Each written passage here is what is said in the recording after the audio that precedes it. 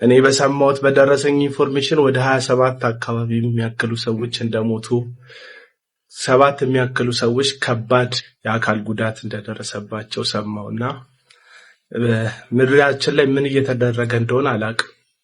እንደ ክርስቲያን ስለ ክርስቶስና ስለ ስሙ መስዋዕት መሆን ሰማዕት መሆን እንደሆነ ባምንም ግን ማንም ጽንፈኛ አክራሪ ነኝ የሚል ግለሰብ እየተነሳ እኚህን ክርስቲያን ወገኖቼን ሲገድል ዝም ብሎ የማየት የህሊና ሞራል የለኝ።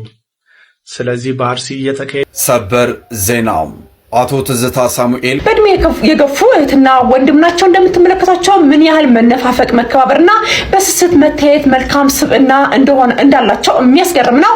ወንድም ሊጠይቃት ሄዶ ተሰናብቶ ወደ መጣበት ሊመለስ፣ እህት ግን የምታሳየው ፍቅርና አክብሮት መናፈቅ እጅግ የሚያስገርም። እስራኤል አሁን ለኔ እስራኤል በቃ በሚድል ውስጥ ያለች አንዲት ሀገር ብቻ አይደለችም። ምናል ለኔ ኳታር ናት በሚድል ውስጥ ያለች አንዲት ሀገር ብቻ። ዱባይ ናት በሚድል ውስጥ ያለች አንዲት ሀገር ብቻ። ሳውዲ አረቢያ ናት ለኔ ለተክለ ሰላም የተከበራችሁና የተወደዳችሁ የቻናሌ ቤተሰቦች ኢትዮጵያውያን ኤርትራውያን በአገር ውስጥም በውጭም ያላችሁ በቅድሚያ እንደተለመደው የከበረ ሰላምታዬን እያቀረብኩ ዛሬም ከአዳዲስና አነጋጋሪ ቪዲዮዎች ጋር ተመልሼ መጥቻለሁ። ቪዲዮ ላይክ በማድረግ እንዲሁም ለቻናሉ አዲስ የሆናችሁ እና የዚህ ቻናል ቤተሰብ ያልሆናችሁ ቻናሉን ሰብስክራይብ በማድረግ እና የዚህ ቻናል ቤተሰብ በመሆን በተጨማሪም እንግዲህ ቪዲዮዎቹ ላይ ያላችሁን ማንኛውም ሐሳብ፣ አስተያየት፣ ወንድማዊ እህታዊ ምክራችሁን ኮሜንት ሴክሽን ላይ በማጋራት ነገ ጥሩ የተሻሉና ማራኪ ስራዎችን ይዤ እንመጣ አበረታቱኝ። ወደ ቪዲዮዎቹ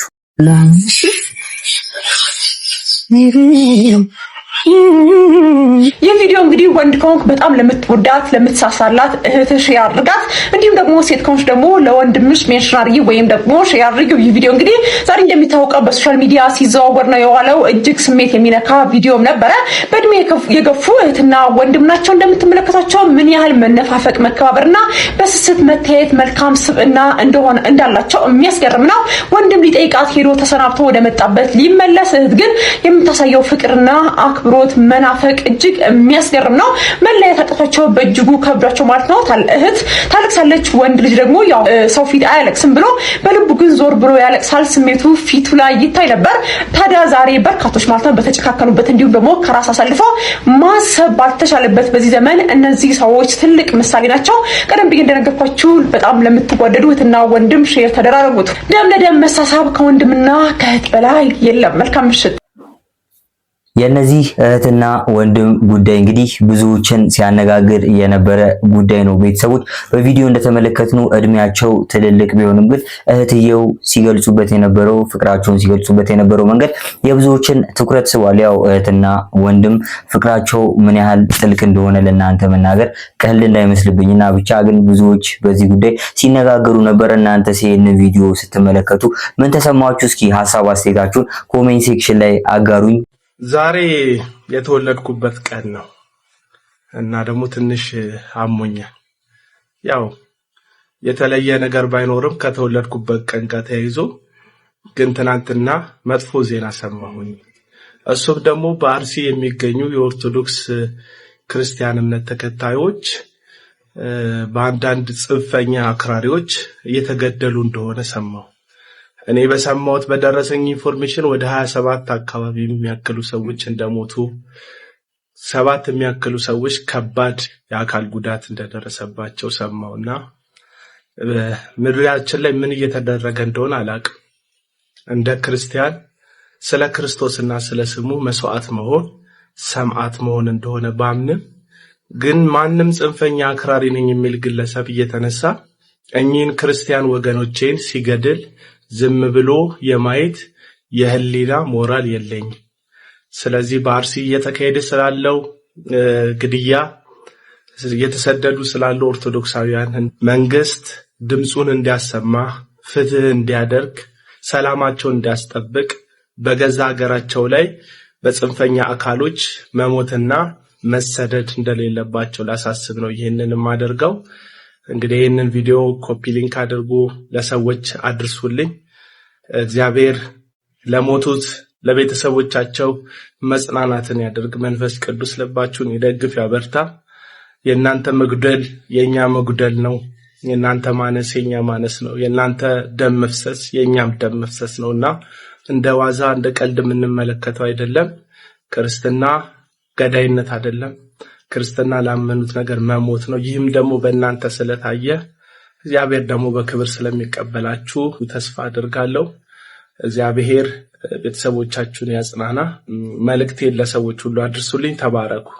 እንደዚህ አይነት ኢሹዎችን እንግዲህ በተደጋጋሚ ከቅርብ ጊዜ በኋላ እየተመለከትን እንገኛለን። በእውነቱ የተለያዩ የሃይማኖት አባቶች እንግዲህ ከሰዓታት በፊት በወጣው መረጃ መሰረት ሀዘናቸውን እያጋሩ ይገኛሉ። ብዙ ኦርቶዶክሳውያንም እንግዲህ በዚህ ጉዳይ እንዳዘኑ በተለያዩ የማህበራዊ ድረገጽ መተግበሪያዎቻቸው ላይ በሚያጋራቸው ቪዲዮዎችም ሆነ የጽሁፍ ፖስቶች እየገለጹ ነው። በእውነት እንግዲህ ይህንን ዜና መስማት በጣም ያሳዝናል፣ በጣምም ልብ ይሰብራል። ታዲያ ቤተሰቦች በእኔና በቻናሌ ስም እንግዲህ በዚያ ቦታ በጅምላ ለተጨፈጨፉ ኦርቶዶክሳውያን ፈጣሪ ነፍሳቸውን እንግዲህ ከሰማዕታት ጋር በሰማይ በአጸደ ገነት እንዲያኖርላቸው እንመኛለን። ግን እንደዚህ አይነት ነገሮች ምናልባት እንዲቆሙ መደረግ ያለባቸው ነገሮች ቢደረጉ ጥሩ ነው እንደ ሐሳብ። እናንተስ ምን ሐሳብ አላችሁ? ሐሳብ አስተያየታችሁን ኮሜንት ሴክሽን ላይ አጋሩኝ፣ እንወያይበት፣ እናውራበት።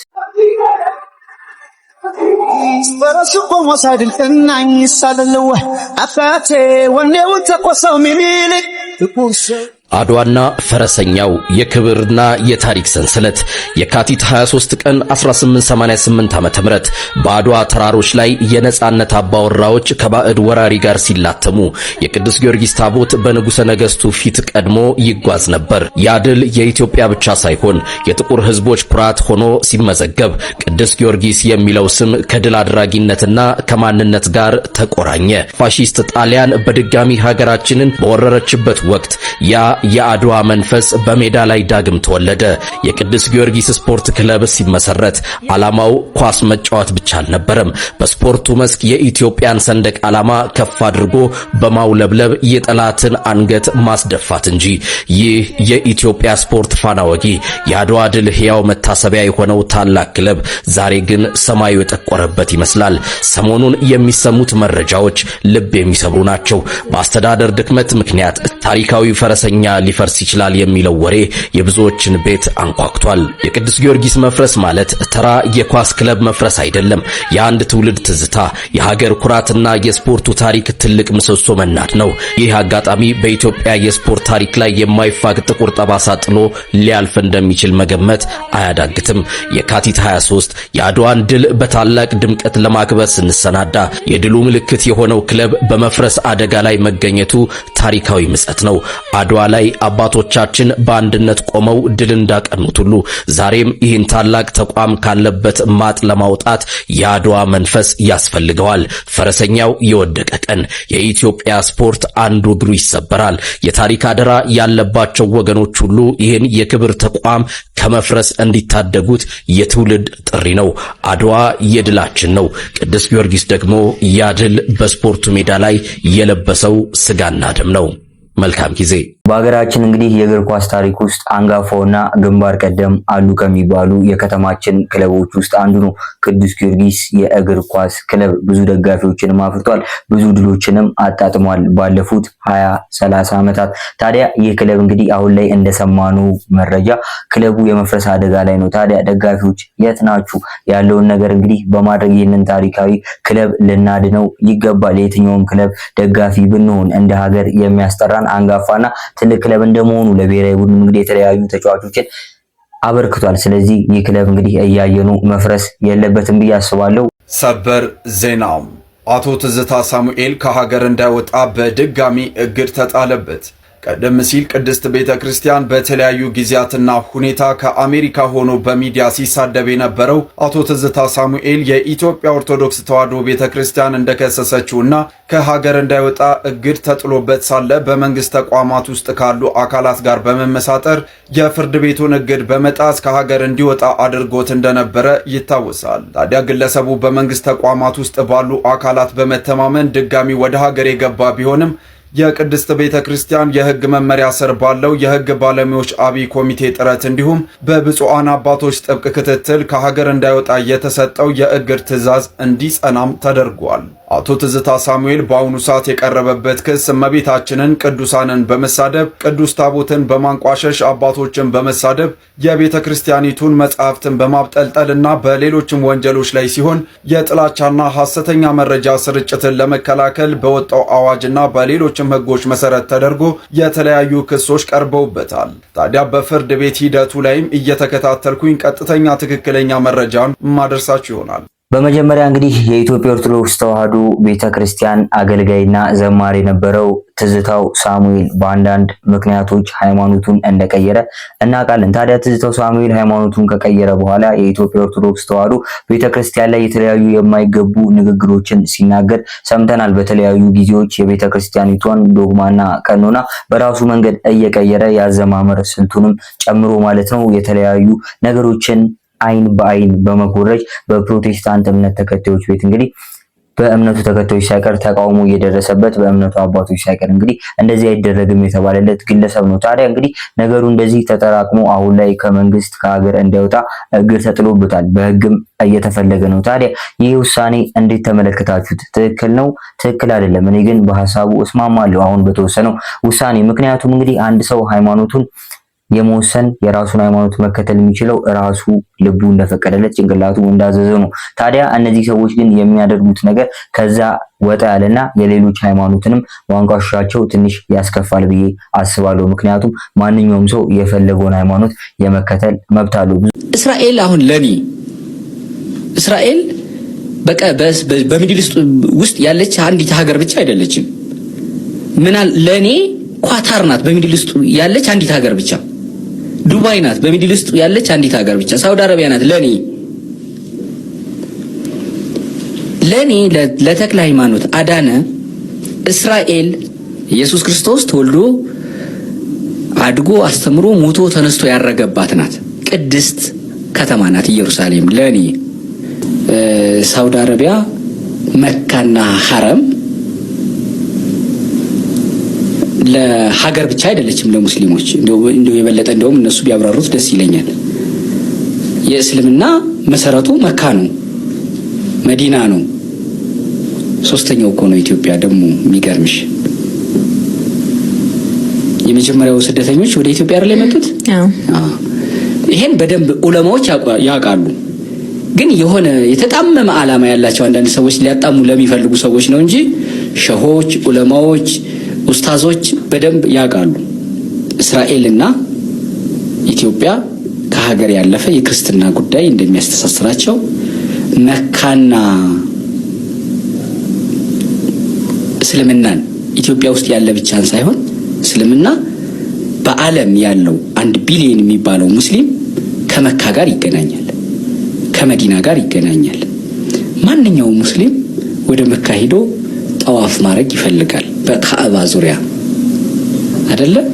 በየመሐላቸው አንደበት ሰሚያለሽ ወረበል ካዕባ ሲሉ የካዕባው በሱ የሚምሉበት። ስለዚህ ዓላማው ኢትዮጵያን ከእስራኤል ማስጣል ብቻ ሳይሆን ከክርስትና መለየት ስለሆነ የኋላ አጀንዳው ይገባኛል። የነ አልጀዚራና የኳታር ሌሎችም አይዲዮሎጂ የጂኦፖለቲክሱ እንዳለ ሆኖ ማለት ነው። እዚህ ላይ ጠንከር ብሎ የመጣው ግን ሃይማኖት ነው። ስለዚህ ሐሳቡ ወደ እስራኤል አትሂዱ፣ ወደ እስራኤል የሄዱ ደግሞ አሁን ያለውን የእስራኤልና የፍልስጤምን የጋዛን ጦርነት ሰብአዊነትን ምንን መደገፍ ነው የሚል ማሸማቀቂያ ሲመጣ ክርስትናን መቃወም ነው። ወደ ኢየሩሳሌም የሚሄዱ ክርስቲያኖችን ማሸማቀቂያ መንገድ ነው አንዱ። አይተሽ ከሆነ ዶክመንተሪውም ላይ እኮ ኢትዮጵያንም የክርስቲያን ማጆሪቲ ያለባት ናት ይላል። ስለዚህ የክርስቲያን ማጆሪቲ ያለባት ሀገር ክርስትና ራሱ ክርስቶስ የክርስትናው ባለቤት በተወለደባትና በሞተ ባረገባት ወደዛች ቅድስት ከተማ መሄድ ለክርስቲያን ብርቅ ይሆናል እንዴ? አይሆንም። ስለዚህ አይዲዮሎጂ ነው፣ ዓላማው ሌላ ነው። ዝም ብሎ የዚህ የጋዛ የምን የሚነሳው ብቻ አይደለም፣ ያልፋል። ከዛ ምልሽ ለዛ ነው እኔ ሌላ ነገር ልንገርሽ። እግረኛው ሚዲያ እስራኤል ብቻ እኮ አይደለም ሄዶ ኢንተርቪው ያደረገው። ቅድም ስትይኝ ነበረ በአብዛኛው ይሄን እየጻፉ ያሉት ሙስሊም ወንድሞቻችን ናቸው። በሆነ ቡድን ውስጥ ያሉ የሆነ እንትን አላቸው። ዛሬ ብቻም አይደለም የሚጽፉት። ቱርክ ውስጥ የሚኖር ራሱን ሙስሊም ጋዜጠኛ ነኝ ነው የሚለው። በጣም ጎበዝ ጋዜጠኛ ነው፣ አክቲቪስትም ነው፣ አድቮኬተርም ነው። በጣም ጎበዝ ነው። ኢሳቅ እሸቱ ይባላል። በአብዛኛው የሙስሊሙን ጉዳይ ነው አንስቶ 24 ሰዓት ሲተጋተግ የሚውለው። እሱ ሄጄ ቱርክ ላይ ኢስታንቡል ላይ በሁለት ክፍል የሄደ ኢንተርቪው ሰርቸው ነበረ። ያኔ ይሄ አሁን እኔን በዘመቻ ይቀጠቅጠኝ ቡድን ያኔ ምን ይል ነበር መሰለሽ? እሳይ ልክ ልኩን ነገርከው፣ የኛ አንበሳ እንደዚህ ነው ምናምን እያሉ የኔ ቱርክ መሄድ መጠየቅን አንተን እንትን ሊል ነበረ። ምን ሊል መጥቶ እንዲህ አድርገህ እውነቱን ነግረኸው አዋጥከው ምናምን የሚል ነበረ። ታስታውሻለሽ? ምንም አልመሰለኝም ያኔ። ስራ ስለሆነ የሰራሽ ስራሽ ደግሞ ሰው እንደገባው ነው አስተያየት የሚሰጥሽ። ቱርክ ሄጄን የኢሳቅ እሸቱን ኢንተርቪው ስሰራ ለምን የቱርክ አሽቃባጭ አልተባልኩም? አላለኝም አይደለ? የቱርክን ኢሜጅ ምናምን ሊያደርግ ነው ለምን አላሉኝም? ስራ ነው ሊሰራ የሄደው። በቃ ተፋጠጣችሁ፣ ልክ ልኩን ነገርከው ምናምን ይዞት የመጣው አላማ ሌላ ነበር። አንተ ግን አስጣልከው ራቁት። እንደዚህ ደስ እያለኝ ነው ያለፍኩት ያኛው። ይሄኛው ሲመጣ እና ወደ እስራኤል ሂጄ ለዛውም ለጉብኝት ለመንፈሳዊ ጉብኝት ማስታወቂያ ለመስራት ሂጄ እግረ መንገድ ዶክተር ጸጋ መላኩ የእስራኤል ክኔሴት አባልን ኢንተርቪው ሰርቼ ስመጣ ለምንድን ነው እንደዛኛው ኢንተርቪው ብቻ ያልታየው? ከእስራኤል በኩል ከሀገር ተነሳና የሷን ኢሜጅ እንዲህ ለማለት ተባለ። ሌላው አንዱ ጥያቄ ሲነሳ የነበረው እዛ ዶክመንተሪም ላይ ሌላች ፔጅ ላይ የጋዛን እስራኤል በጋዛ ላይ የወሰደችው ጥቃት አለ። በዛ ጊዜ ደግሞ ህፃናት እንዲተገለዋል፣ ጭፍጨፋ አለ፣ እንደዚህ የሚል ነው አይደለ?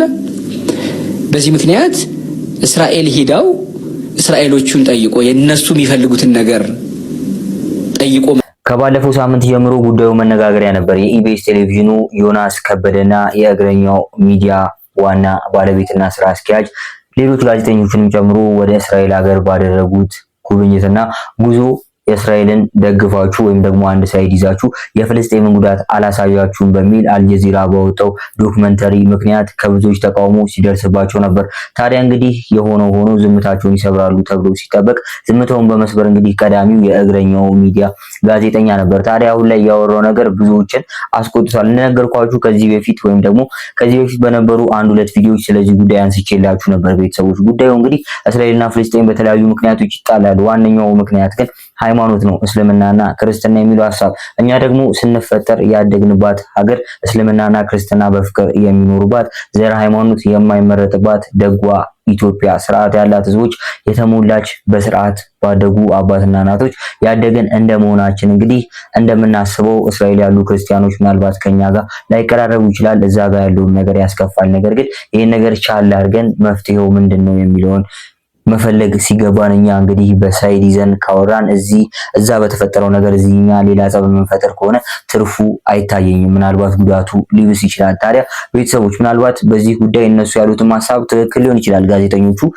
እኛ ያየኑ እስራኤልን ብቻ ነው የሚሉት እንደሰማነው ያን ነገር ሳይድ ይዘን ለመፈለግ አይደለም ነው የሚለው። ምናልባት እንግዲህ አንዳንድ የውጪ ሚዲያዎች እንደዚህ አይነት ችግሮች እንዲፈጠሩ አንዳንድ የውሸት መረጃዎች እንደዚህ ሊሰራጩ ስለሚችሉ እንግዲህ ጉዳዩ ወዴት እንደሚያመራ ባይታወቅም ይህ ምላሽ ብዙዎችን ሲያነጋግር ነበር። ቤተሰቦች እንግዲህ ብዙዎች በእነዚህ ሁለት ሀገራት ጉዳይ ሲጨቃጨቁ የተለያዩ ተቃራኒ ሀሳቦችን እያነሱ ሲሟገቱ ተመልክተናል በተለያዩ የሶሻል ሚዲያ ፕላትፎርሞች ላይ። እኛ ግን ከእንደዚህ አይነት ሀሳብ ነፃ ብንሆን እና የራሳችንን ጉዳይ ሀገራችንን ስለማሳደግና የራሳችንን ሰላም ስለማግኘት ብናስብ ጥሩ ነው። ይህ ይበጀናል ብዬ አስባለሁ። ይሄ አሁን ያለንበት ችግር ነው።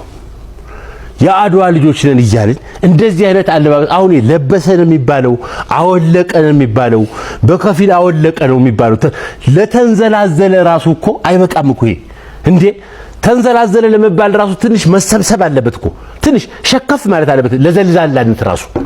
እንደዚህ ለብሰ መሃል ቦሌ እየተንቀሳቀስክ አንተ አሁን የነዚህ ልጆች የልጅ ነኝ የነዚህ ጀግኖች ደሜ ውስጥ አለ ብትላውን እንደው እንዴት እሰማሃለሁ ነው? ተራመድክ አይባልም። እየተሳብክ እንደ ዘንዶ እየተሳብክ እንደዚህ እየተሳብክ ምን አይነት ስበት ነው ያከናወንክ ያለው መሃል መንገድ ላይ? እንደዚህ አበሻ አለ እንዴ? ስታይል ነው። ስታይልን ይዘህ ወደምትሄድበት ሀገር ሂድ። ስታይልን ይዘህ ይሄ የማንም ስታይል ማራገፊያም አይደለም። ሲጀመር ሀገሪቱ የተከበረች ሀገር ነች። እንደዚህ አይነት ሰው ነው የተለቀቀብን አሁን። እንደዚህ አይነቱ ሰው ነው በዚህ ሱሪው ላይ አንገቱ ላይ የሶሎ ጉሻ ሰንሰለት አድርጎ ምንም ያክል እየተንኮሻኮሸ መሃል መንገድ ላይ እንደዚህ ያለ ሜን አድዋ እንኳን አደረሰም እንደዚህ እንዳትወጣ ግቢት የጻብነን ይሄ አስቡበት። በስታይል ምናምን የምትሉት ነገር ማንነትን ይገልጻል። ማነህ አንተ ትባላለህ። ኢትዮጵያዊ ነህ አንተ። ኢትዮጵያዊነት ራሱን የቻለ ትርጉም አለው ብያችኋለሁ። ትርጉም ባይኖር ነው የሰው ልጅ በሙሉ አንድ አይነት ይሆን ነበር ዓለም ላይ። ጃፓናዊነትም ትርጉም አለው፣ ኬንያዊነትም ትርጉም አለው፣ ኢትዮጵያዊነትም ትርጉም አለው። የኬንያ ወጣት፣ የጃፓን ወጣት፣ የሳውዲ፣ የኢትዮጵያ ወጣት የተለያየ ባህሪ ያላቸው የማህበረሰባቸው ነጸብራቅ ናቸው ሁሉም። የኢትዮጵያ ማህበረሰብ ነጸብራቅ እንደዚህ ዘልዛላ አያንጸባርቅም። ተንጸባርቀንም አናውቅም። እንደዚህ አይነት ነገር ምናችን ያንጸባርቃል?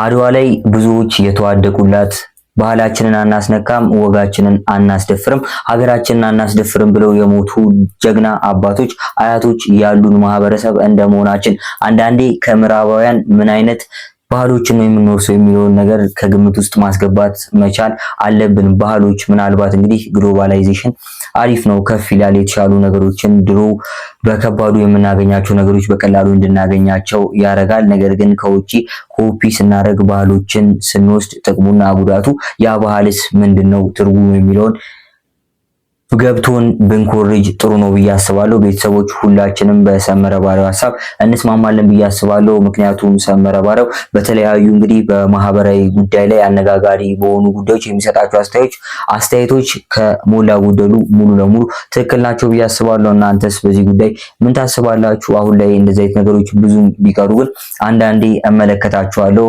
እጅግ ያሳፍራሉ። እንደ ኢትዮጵያዊ እንደ ባህላችን ቤተሰቦች ለዛሬ ይዤላችሁ የመጣኋቸው ቪዲዮዎች እነዚህ ይመስሉ ነበረ። ቪዲዮቹን እንደወደዳችኋቸው አልጠራጠርም። ቻናሉን ሰብስክራይብ በማድረግ የዚህ ቻናል ቤተሰብ ይሁኑ። ቪዲዮቹን ላይክ ያርጉ። በተጨማሪም ቪዲዮቹ ላይ ያላችሁን ማንኛውም ሀሳብ አስተያየት፣ ወንድማዊ ምክራችሁን መስተካከል ያለባቸው ነገሮች ካሉ ኮሜንት ሴክሽን ላይ በማጋራት ነገ ጥሩ የተሻሉና ማራኪ ስራዎችን ይዤ እንድመጣ አበረታቱኝ። ለዛሬ ይዤላችሁ የመጣኋቸው ቪዲዮዎች እነዚህ ይመስላሉ። ስለነበረን ቆይታ እጅግ አመሰግናለሁ። በቀጣይ እስከምንገናኝ መልካም ጊዜ። ወዳችኋለሁ። ቴንኪዩ